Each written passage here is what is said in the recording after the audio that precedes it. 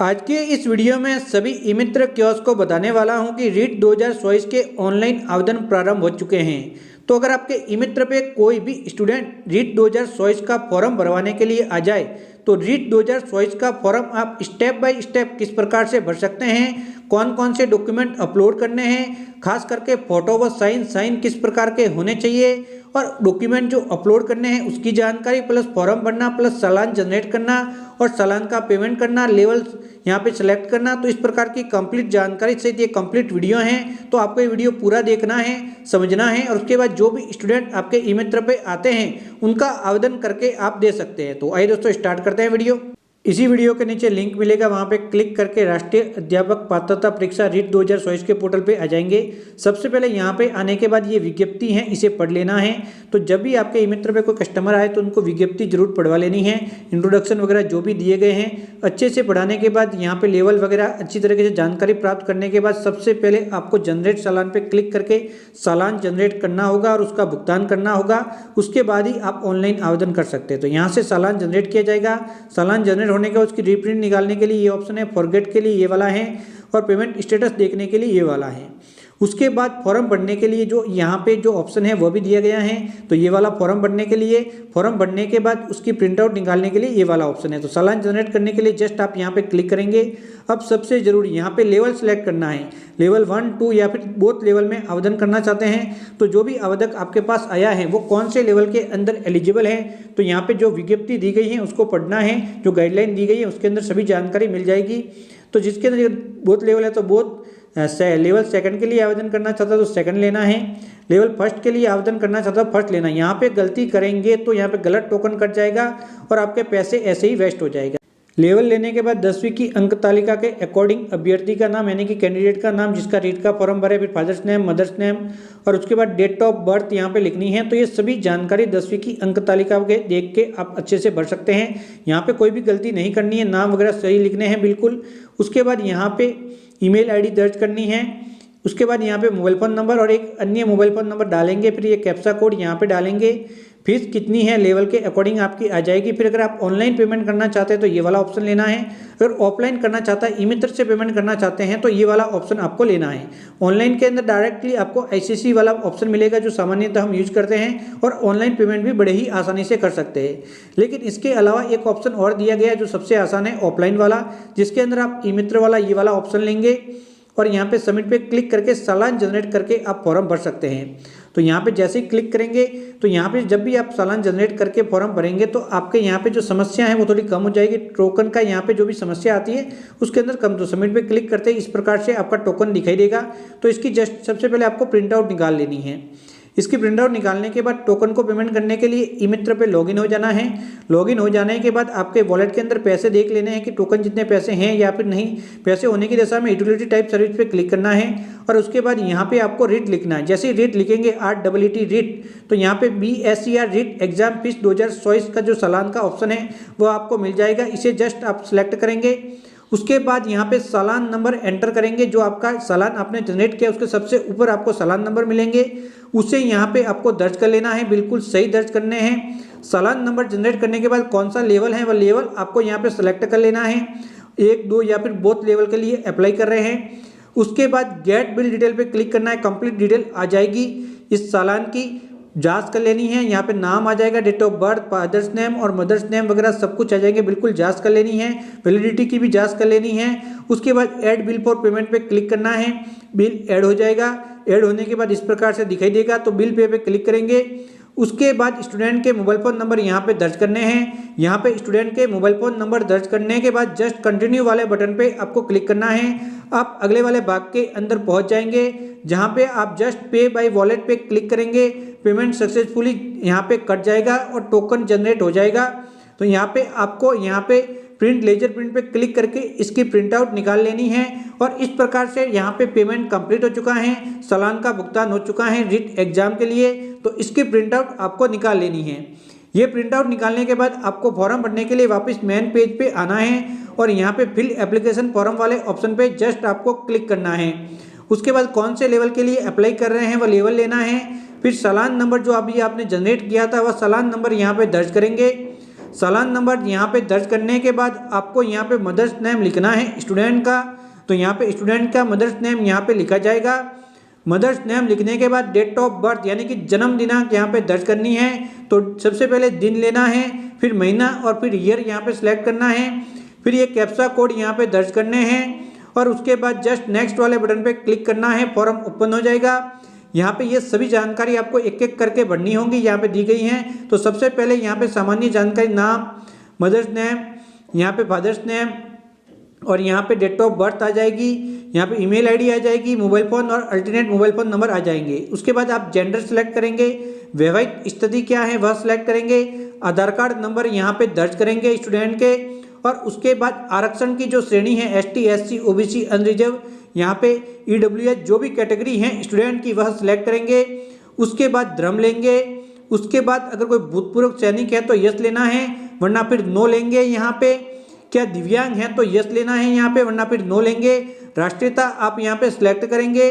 क्या आप राजस्थान के मूल निवासी हैं तो यहाँ लेना है, वरना फिर नहीं। उसके बाद मूल निवास का राज्य कौन सा है वह सिलेक्ट करना है। उसके बाद मूल निवास का जिला कौन सा है वह यहाँ पे सिलेक्ट करना है। जिला सिलेक्ट करने के बाद यहाँ पे शरीर पे कोई ऐसा निशान जो क्लियर दिखाई दे तो पहचान चिन्ह यहाँ पे दर्ज कर लेना है, जो चेहरे पे, हाथ पे, कहीं पर भी हो सकता है, जो क्लियर दिखाई दे रहा है उसे दर्ज करने के बाद यहाँ पे स्टूडेंट की SSO ID दर्ज करनी है। SSO ID बनी हुई नहीं है तो इसी वीडियो के नीचे लिंक मिल जाएगा, आप SSO ID बनाना सीख सकते हैं। उसके बाद जस्ट नेक्स्ट पे क्लिक करेंगे। यहाँ पे आपको एड्रेस लाइन के अंदर गली, मोहल्ला और विलेज आप यहाँ पे लिख सकते हैं। तो यहाँ पे आप लिख लेंगे, जो भी डॉक्यूमेंट के ऊपर दर्ज है वही लिखना है। फिर एड्रेस लाइन 2 के अंदर आप यहाँ पे एड्रेस लिखेंगे। यहाँ पे विलेज लिख सकते हैं, सिटी लिख सकते हैं। फिर आप डाकघर का पता यानी कि डाकघर कौन सा है वह डाकघर लिखेंगे। फिर यहाँ पे राज्य लेना है। उसके बाद जिला कौन सा है वह जिला आप यहाँ पे सिलेक्ट करेंगे। यहाँ पे जिला लेने के बाद यहाँ पे पिन कोड लिखेंगे। पिन कोड लिखने के बाद जस्ट नेक्स्ट पे क्लिक करेंगे। अगले वाले वाक्य के अंदर क्वालिफिकेशन की डिटेल मांगी जाएगी। तो यहाँ पे सबसे पहले परीक्षा केंद्र कौन सा सिलेक्ट करना चाहते हैं तो 2 जिलों का चयन करना है। तो सबसे पहले पहला जिला जो विजेता आप देना चाहते हैं उसे सिलेक्ट करेंगे और उसके बाद दूसरा जिला यहाँ पे सिलेक्ट करेंगे। उसके बाद शिक्षा के माध्यम के लिए भाषा लेनी है तो 2 लैंग्वेज का ऑप्शन है। तो फर्स्ट लैंग्वेज यहाँ पे स्टूडेंट से कंफर्म करके ले लेंगे कि कौन सी लैंग्वेज यहाँ पे लेनी है। तो यहाँ पे स्टूडेंट से कंफर्म करना है, जो आवेदक है जिसका, उससे कंफर्म करके दोनों लैंग्वेज सेलेक्ट करेंगे। उसके बाद शाखा भी यहाँ पे स्टूडेंट से ही कंफर्म करनी होंगी आपको, तो वह कंफर्म करके यहाँ पे सिलेक्ट करेंगे। उसके बाद यहाँ पे विशेषज्ञता का जो क्षेत्र है वह यहाँ पे लेना है। तो ये सभी जानकारी जो यहाँ पे लैंग्वेज वगैरह ये स्टूडेंट ही आपको बता सकता है, आपको नहीं पता होती तो स्टूडेंट से कंफर्म करके आपको लेना है। फिर 10वीं का जो बोर्ड था, जिस बोर्ड से 10वीं एग्जाम क्लियर किया है, तो जैसे कि RBSC अजमेर, BSc अजमेर, यहाँ पे 3 ऑप्शन दिए गए, जो भी हैं आप ले लेंगे। उसके बाद कौन से ईयर के अंदर 10वीं पास की थी वो मार्कशीट के ऊपर लिखा हुआ होता है, सबसे ऊपर वहाँ से देख के लिखेंगे। फिर कितने में से नंबर थे वो यहाँ पे दर्ज करेंगे। वह नंबर दर्ज करने के बाद कितने नंबर प्राप्त हुए वह प्राप्तांक यहाँ पे दर्ज करने हैं, प्रतिशत अंक आ जाएंगे जिसकी जांच करेंगे। उसके बाद 12th क्लास की डिटेल भरेंगे यहाँ पे। तो 12th का सबसे पहले बोर्ड लेना है, फिर कौन से ईयर के अंदर 12th क्लियर की थी, फिर यहाँ पे मैक्सिमम मार्क पूर्णांक कितने थे और प्राप्तांक यानी कि ऑप्टन मार्क कितने थे, प्रतिशत अंक आ जाएंगे। उसके बाद स्नातक की डिटेल भरनी है, तो यहाँ पे स्नातक की डिटेल भरेंगे, ग्रेजुएशन जो कंप्लीट हो रखा है।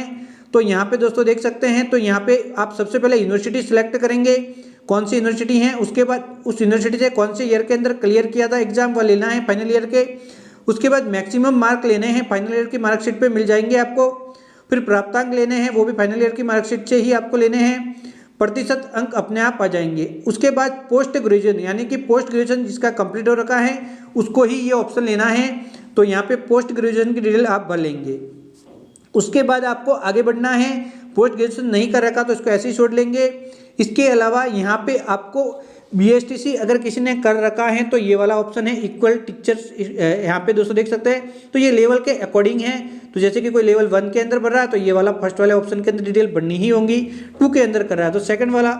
तो इस प्रकार से आपको ध्यान रखना है। तो यहाँ पे जैसे कि आप कोर्स देखेंगे तो स्टूडेंट से कंफर्म कर ले कौन सा कोर्स किया हुआ, वही जानकारी आपको भरनी है। तो इसके अंदर जो BSTC वाला ऑप्शन है इसके अंदर DLED है, PhD है, DED है, BSTC है, BEL भी हैं, BSTC हैं और अदर वाला। तो ये अगर कोई सब्जेक्ट कर रखा है तो लेना है, वरना फिर इसको ब्लैंक आप छोड़ लेंगे। तो यहाँ पे ले लेना है। उसके बाद बीएड और इक्वल है, तो इसके अंदर बीएड के अंदर बीएड, एमएड, बीए बीएड और बीएससी बीएड, ये 4 कोर्स हैं। तो इसमें से जो भी कोर्स कर रखा है वो सिलेक्ट कर लेना है। तो बीएड है तो बीएड ले लेंगे। तो मैं यहाँ पे सेकंड लेवल में अप्लाई कर रहा हूँ, तो उसके बीएड के लिए योग्यता है, तो मैं बीएड ले लेता हूँ। फिर यूनिवर्सिटी यहाँ पे सिलेक्ट करूँगा। उसके बाद पासिंग ईयर कौन सा था, यहाँ पे बीएड कब की थी वो मैं लिख लूँगा, ईयर कितने में से नंबर थे, तो जो फाइनल मार्कशीट है उसके ऊपर मिलेंगे, तो उसको यहाँ पे दर्ज कर लेना। मैक्सिमम मार्क कितने में से थे और कितने नंबर प्राप्त किए वो जस्ट आगे यहाँ पे दर्ज करेंगे। प्रतिशत अंक अपने आप आ जाएंगे, इस प्रकार से दिखाई देंगे। उसके बाद पूरे फॉर्म की जांच कर देंगे जो डिटेल भरी हैं, और उसके बाद जस्ट नेक्स्ट पे क्लिक करेंगे। और नेक्स्ट वाले भाग के अंदर सबसे पहले यहाँ पे 20 से 50 के भी साइज के अंदर जेपीजी फॉर्मेट के अंदर पासपोर्ट साइज फोटो जो कि 3 महीनों से अधिक पुराना नहीं होना चाहिए, वो इस प्रकार से अपलोड कर लेंगे। फिर 20 से 50 के भी ब्लैक पॉइंट से किए हुए सिग्नेचर यहाँ पे ध्यान रखना है, बॉल पेन ब्लैक यूज करना है, और उसे जस्ट यहाँ पे आप अपलोड कर लेंगे। काले बॉल पेन से सिग्नेचर किए हुए अपलोड करने के बाद आधार कार्ड का फ्रंट साइज जो कि आपका मौजूद है, तो वो यहाँ पे जस्ट स्विच फाइल पे क्लिक करके 50 से 100 के बीच साइज के बीच में होना चाहिए, उसे जस्ट आप यहाँ पे अपलोड कर लेंगे। इस प्रकार से दिखाई देगा फ्रंट वाला भाग। उसके बाद जो सेकेंडरी सर्टिफिकेट है उसे जस्ट स्विच फाइल पे क्लिक करके, या फिर जो मार्कशीट है सेकेंडरी की, उसे जस्ट यहाँ पे अपलोड कर लेंगे। तो ये भी यहाँ पे देख सकते हैं 50 से 100 के भी साइज के बीच में इसकी साइज भी आपको रखनी है। सारे डॉक्यूमेंट फोटो सिग्नेचर अपलोड हो जाने के बाद एक बार फिर से जांच कर लेनी है, और उसके बाद जस्ट नेक्स्ट वाले बटन पे क्लिक करना है। इस वाले भाग के अंदर जो भी घोषणाएं हैं उनको यहाँ पे टिक करना है, अलग अलग इनको पढ़ के समझ लेना है, जिससे कि आपको इसके नियम की जानकारी प्राप्त हो सके, स्टूडेंट को भी बता देना है। उसके बाद ये सभी जो भी पॉइंट है यहाँ पे देख लेना है, फिर ये घोषणाएं कंप्लीट करनी है, अंत में जाना है। अंत में जाने के बाद यहाँ पे जस्ट क्लिक करके प्रीव्यू पे जस्ट क्लिक करना है। प्रीव्यू पे क्लिक करते ही फॉर्म का प्रीव्यू दिखाई देगा, तो इस प्रकार से एक मैसेज मिल जाएगा। जस्ट यस वाले बटन पे क्लिक करेंगे और इस प्रकार से फॉर्म का प्रीव्यू ओपन हो जाएगा, जिसकी जांच कर लेंगे जो डिटेल भरी है वो बिल्कुल सही है या फिर नहीं, गलत है तो एडिट पे जाके एडिट कर सकते हैं। अंत में ऑप्शन मिल जाएगा। जांच करने के बाद जस्ट यहाँ पे जो भी यहाँ डिक्लेरेशन आप दे देंगे, इन सभी डिक्लेरेशन को आप यहाँ पे दे देना है। उसके बाद जस्ट कंफर्म वाले बटन पे क्लिक करना है। कंफर्म पे क्लिक करते ही आपका आवेदन सबमिट हो जाएगा। सबमिट होने के बाद इस प्रकार से दिखाई देगा। प्रिंट पे क्लिक करके प्रिंट आउट निकाल के स्टूडेंट को दे देंगे, और इस प्रकार से आपका यहाँ पे रीट 2024 के फॉर्म भरने का प्रोसेस कंप्लीट हो जाएगा। तो इस प्रकार से फॉर्म भरा जाता है।